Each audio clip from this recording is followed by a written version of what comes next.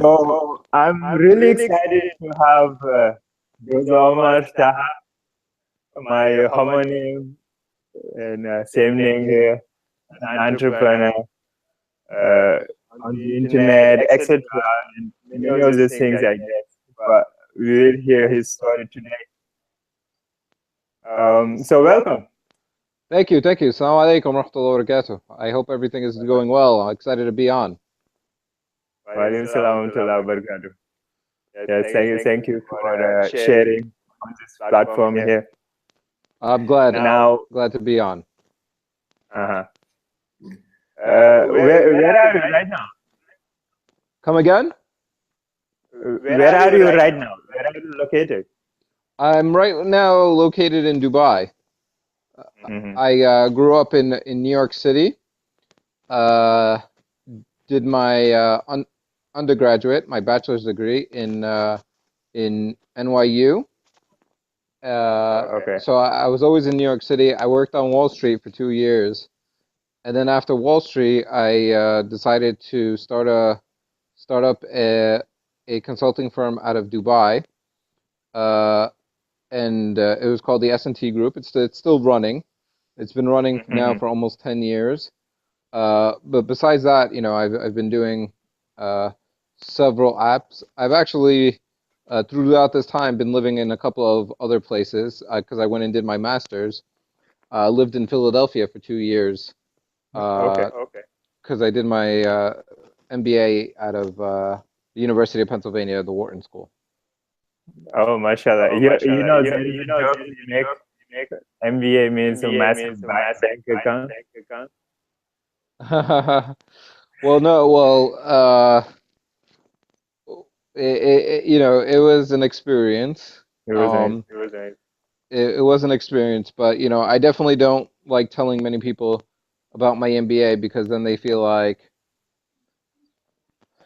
they really need it for entrepreneurship, which they definitely don't. Okay, many people think they need it, but they definitely don't. Oh, they definitely don't. They'd probably be better off. I Yes. mean, my MBA cost $150,000 just in tuition, and I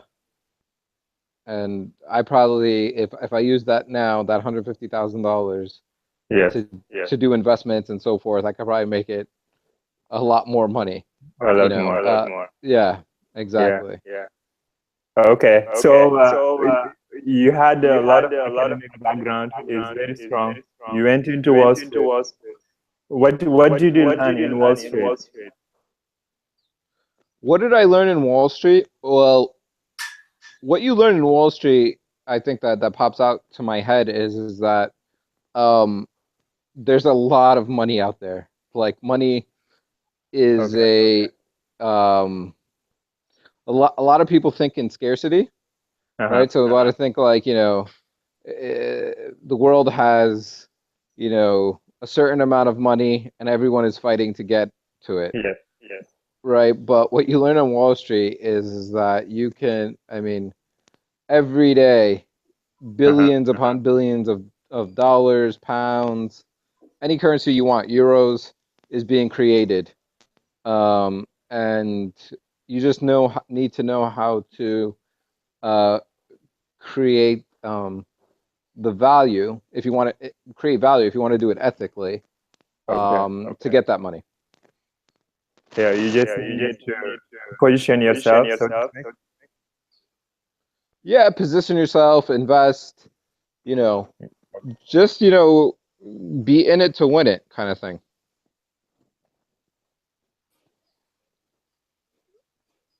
Hello? Yeah, say it again. I lost you for a second. You have to be in it to win it. You have to be in it to win it.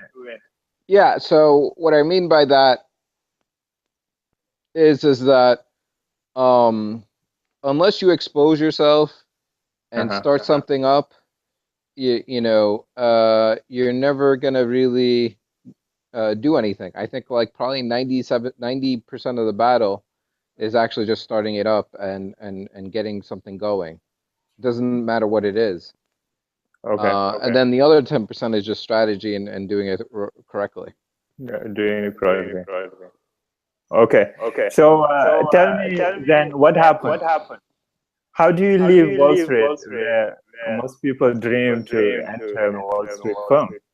Yeah, To, no, I mean I had a very, very nice job, right? Mhm. You know, in America, in New York City, sports is very big. I would always I all the top sporting events, I had front row seats. Oh, mashallah. I was like, 21, 22. Hmm. Lunches, I had, lobsters, surf and Yeah. turf, surf and turf, like because, we were dealing with a lot of money and we had a lot of uh, um, companies that wanted our business and they would take care of us kind of thing. So Okay. it was a really nice thing to do. And in Wall Street, I was on a trading desk. I was doing currency trading. It's Okay. um, it's a field that you don't work many hours relative to Wall Street because they have 16, 17-hour jobs on Wall Street. This was Yeah. more like a 10-hour job. But for me, the my sort of cultural background, I had recently gotten married, didn't really fit with the sort of lifestyle that a lot of people were Okay. um, around me were like, a lot of them, or a lot of them, all of them, 199%, drank a lot.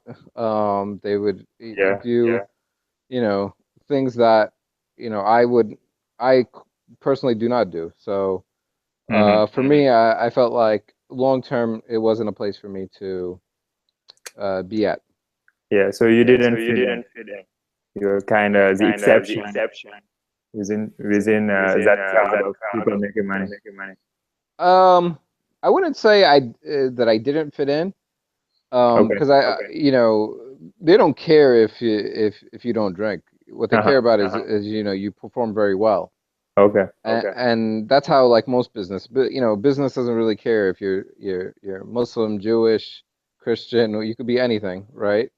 What they care about is that you're honest and that you perform very well. Okay. Okay. And then what's the story behind you creating your company? Like, how did you get into consulting and moving into Middle East, etc.?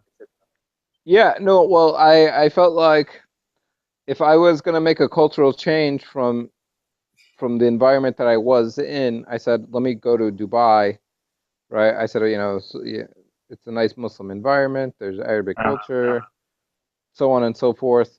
So I went to started, talking to people about getting a job in Dubai. When I couldn't find one, I said, there's a market, right, for um, sort of recruitment slash consulting firm in the region.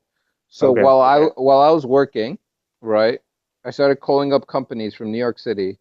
I remember getting up at 7, 8 in the morning, calling people in Dubai, seeing if they needed the services. And alhamdulillah, like we was in a time, we're in the right place in the right time when we started. Okay. Every company we called needed the service that we wanted. So Oh, yeah, like today, if I cold call those same companies for the same service, they'd be like, "We have a million other companies," but at the time that these companies weren't available. okay. Okay. So you just call and kept doing sales. Yeah, yeah, it was just making that first call. Okay. Absolutely. And I wanted a story. What's the story behind your first success?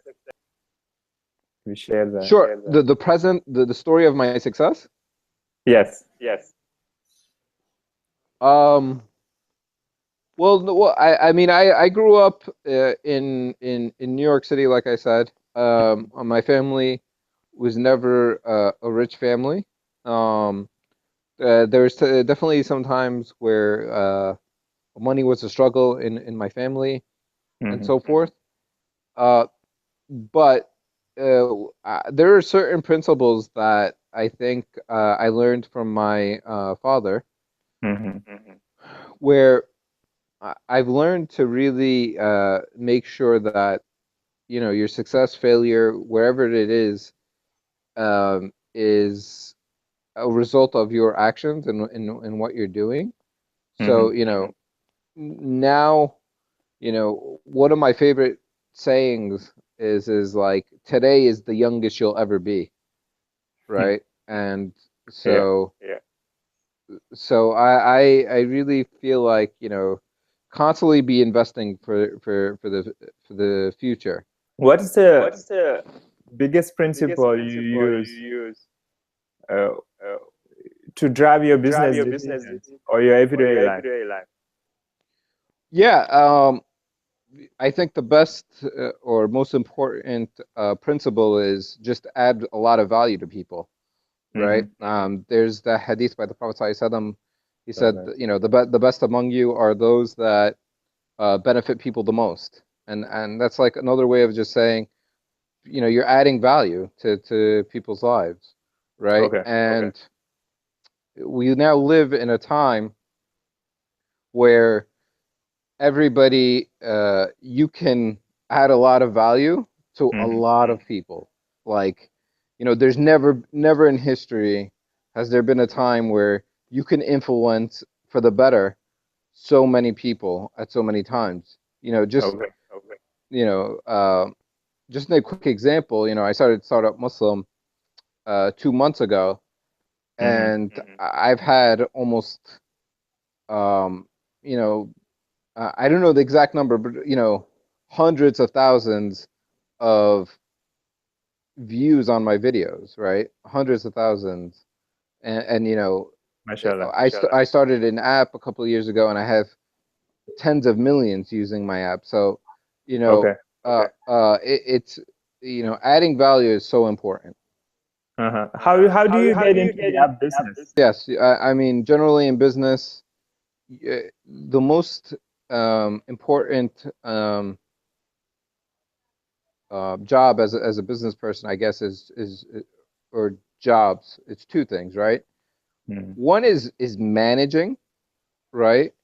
All the different moving parts, right? That's number one, and Mm-hmm. and and then number two is just like drive sales and drive marketing efforts, right? Okay. Make sure that you're able. Yeah, just drive sales, drive marketing, and so forth. Okay. And how about the hiring process? Can you get into the detail? How do you get the right people? You definitely, um, I mean, I'm very old school, right? Okay. So I actually had a recruitment firm and hiring people and so forth. You really need to check references Okay. for people. I think for me that's a very big thing. Is what other people who have worked with that person say. Okay. Like you have to trust that person. No, no, no, not necessarily trust as in whether they're going to be honest or dishonest, right? Mm-hmm.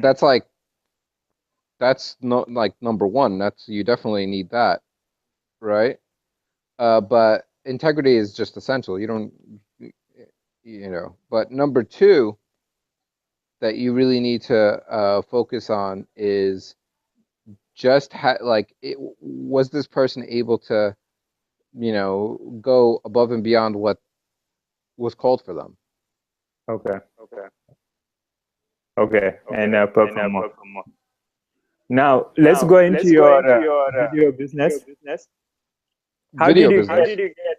I mean, start a Muslim, etc. How do you drive traffic, etc. How do you get so many views?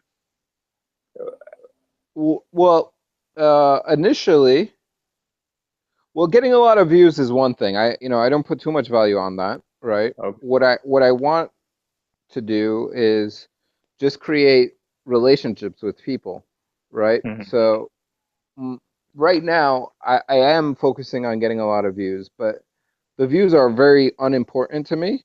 What's more important is the relationship I have with an audience, right? So you want to establish a relationship with as many people as possible. Okay. And what do you advise people that want to start an online business or a technology business? Yeah, well, number one right now thing that I'm noticing with a lot of people starting online business and stuff like that is they lack a lot of focus. Like focus is a rare commodity right now. So a lot of people, the problem is that we live in an age where information is being thrown out from everywhere. That's And true. what the issue comes about is I want to start, say, an e-commerce site selling cups or widgets or whatever, right? I get on Facebook, someone says, wait, there's opportunity doing affiliate marketing. Wait, there's opportunity doing Amazon. There's, so a lot of people get upset when they're like, I can't make money online, and they don't know why. And it's very simple. They just try to do too many things. If they just focused on one thing and did it really, really well, they would have been tremendously successful. So I my advice is to whoever's getting started in these businesses is just to focus just on one. Just on one. Okay. Yeah, and if they ask if which one, it's a very simple answer. The one that's working. So how do you know the one that's working? How long can someone fail? Well, if it's working, if it's making money, right? Figure out how, figure out how to make figure out how to make $1, right? That's like whenever I start a business, I just try to figure out how can I make $1, right? Once I figure out how to make $1, let's do it 1,000,000 times. Okay. Yeah. And then you just scale it. Yeah, exactly. Automate, and scale. Automate and scale. Okay. Now, you also mentioned from one of your posts that you really focus on mentorship, like you surround yourself with the right people, etc. Yeah, it's very important. Talk about that. Yeah, well, I mean, going back to focus, right? Okay, so people do online courses, right? And they think online courses are good, right? I think they are good. But the issue is that no one, you pay for the online course. Yes. You're on your own, right? Like you do it and you do it or don't do it, no one cares. Right? Like I can't tell you, I mean, I've spoken to one of the biggest internet marketers and his course is amazing. It's really, really good. If you focus on his courses, you do very well.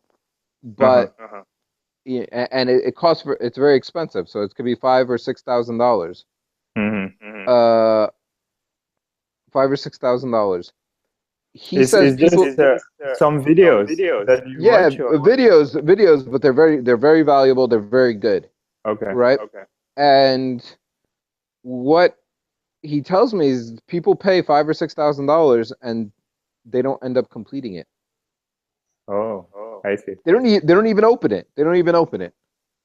Yeah. It's too much information, or there's too much distraction. I mean, Facebook has algorithms where their whole goal is for you to stay on Facebook 10 hours a day, right? So they'll make on your news feed stuff that's attractive. They'll put it on the mobile. They'll do the little messenger thing, so the messenger thing pops up in your screen and you could do other stuff. Their whole thing is letting you stay on Facebook 10 hours a day because that's how they make money. So what I'm saying is that for you to go and complete a course and ignore all these distractions Yeah. tends to be a very hard thing to do. That's why having a mentor is a very good thing, because number one, they focus you. They make sure you're focused. Yeah. Number two, they've experienced all the mistakes that you'd want to avoid. The costly ones. And absolutely, when I was writing my book, I went off Facebook completely. I deactivated it for 8 months, a good 8 months.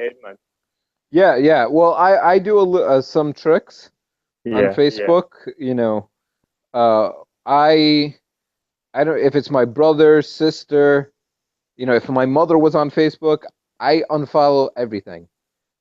I don't follow anybody, Yeah. except people that are my mentors, right? So I unfollow everybody, so I don't get any feeds. I don't Okay. even get ads, because I tell them I don't like these ads too. Oh yeah. So I don't even get that many ads too much on my Facebook either. And that's been a very good thing to stay focused. I said, how old are you, by the way? What was that? What is your age? My age is 33. Okay, mashallah.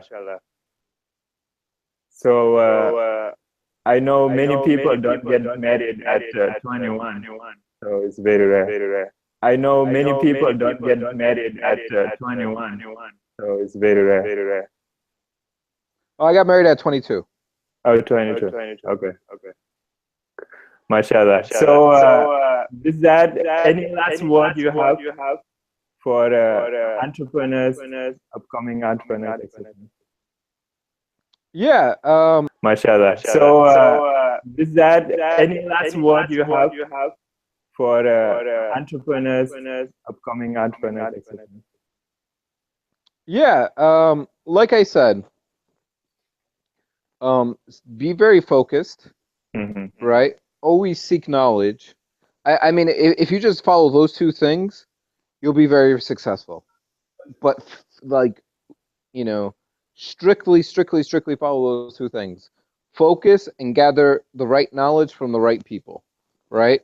So, you know, if you're coming up with a business idea, don't go and ask your grandparents, right? They're not going to know anything about Facebook marketing, right? You know, or even your friends, right? Because if there was success with your friends, Yes. right, they would be successful. If they knew how to be successful, they would be successful, right?